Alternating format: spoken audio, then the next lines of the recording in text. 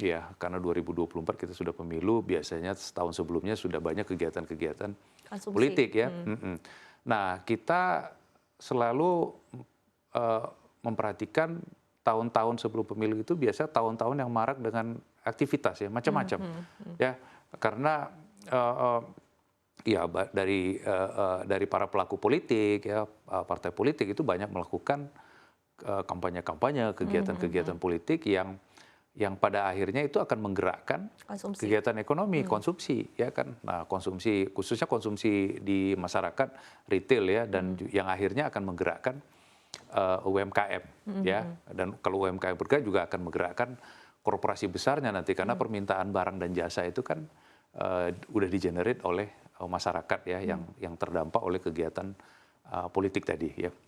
Nah, kami melihat pertumbuhan ini cukup optimis ya untuk tahun 2023 ya. Di mana kami di Maybank juga sudah mencanangkan pertumbuhan dari segmen retail dan juga RSMI. Oke. Ya, kalau kami ada istilah RSMI, retail SMI istilahnya, itu Small Medium Enterprise. lebih kecil lagi dari SMI ya. Memang itu sudah menjadi fokus kami 3 tahun belakangan ini ya, dan ini memang akan terus kami fokuskan pertumbuhannya di tahun ini dan tahun ke depan ya, Oke, termasuk yang segmen retailnya. Di mana itu ada pembiayaan otomotif, tapi otomotif itu terbagi dua kalau kami kan ada pembiayaan motor atau roda dua, dan juga ada pembiayaan kendaraan mobil atau roda 4 ya. Oke. Dan kami melihat pertumbuhan di sana juga kami harapkan besar ya. Tahun lalu saja pertumbuhan di segmen otomotif kami double digit ya, 22% pertumbuhannya, dan itu bukan hanya memberikan dampak pertumbuhan aset, tapi juga pertumbuhan profitabilitas yang cukup baik di sana. Ya. Nah, juga di segmen seperti pembiayaan rumah, Ya. KPR, ya, kami juga tahun lalu tumbuh cukup besar, hampir 20%. Ya. Oke. Kami berharap tahun ini momentum tadi bisa dipertahankan. Oke. RSMI kami juga cukup baik pertumbuhannya tahun lalu ya. Masih positif 5% ya. Kami berharap tahun ini segmen itu juga bisa tumbuh. Oke. Segmen lain yang kami lihat bisa tumbuh juga adalah di segmen local corporate dan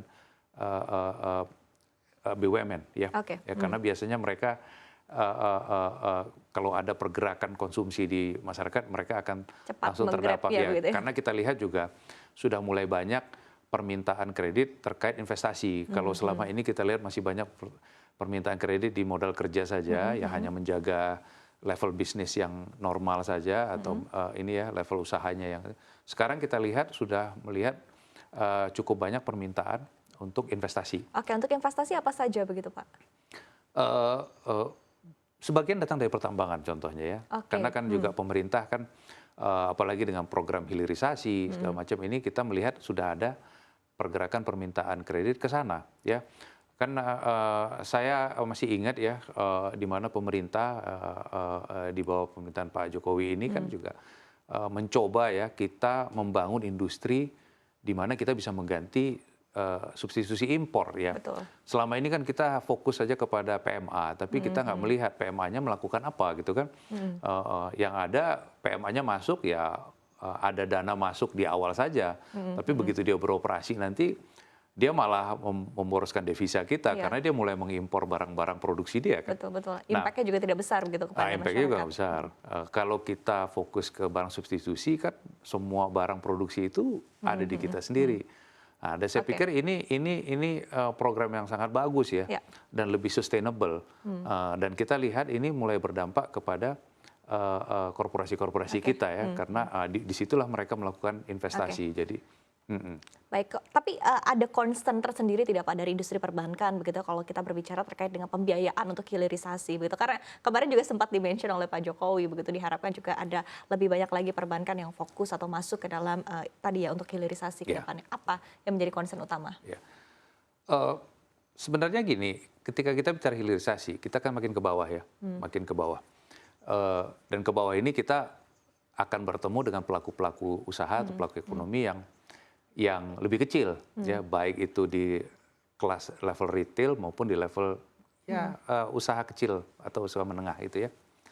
Nah, eh, perbankan selama ini kan secara mayoritas itu kan tidak fokus ke sana. Iya. Ya, kecuali mungkin satu bank yang sudah secara sehistoris sangat baik dari sana, yaitu Bank BRI ya. BRI kan kita udah tahu semua dari dulu adalah pelopor perintis ya di sana, dan mereka sudah sangat berpengalaman melakukan itu. Nah, perbankan lain ini kan pengalamannya tidak seperti mereka, ya. Sehingga perlu waktu untuk belajar, perlu waktu untuk memahami hilirisasi ini, karena nggak semua bank itu punya network, punya jangkauan, punya infrastruktur, punya SDM, punya pengalaman untuk bisa menembus pasar yang di bawah tadi ini. Oke, apalagi penilaian resikonya juga berbeda ya Pak? Ya, betul. Dan ini, tapi saya melihat sudah mulai banyak pelaku perbankan itu yang mengarah ke sana. Ya, mulai belajar, mencari pengalaman ya. Baik mengalami pengalaman dengan melakukannya sendiri maupun dengan berpartner, ya kan, karena apalagi sekarang ini era digital, banyak lembaga-lembaga, institusi-institusi keuangan di luar perbankan yang bermain ke sana, dan tentunya mereka melakukan ini juga bukan tanpa trial dan error ya, tapi banyak dari mereka juga yang cukup berhasil ya setelah melalui periode pembelajaran ya cukup berhasil. Nah, dan ini platform digital yang mereka bikin ini penetrasinya cukup baik kita lihat ya.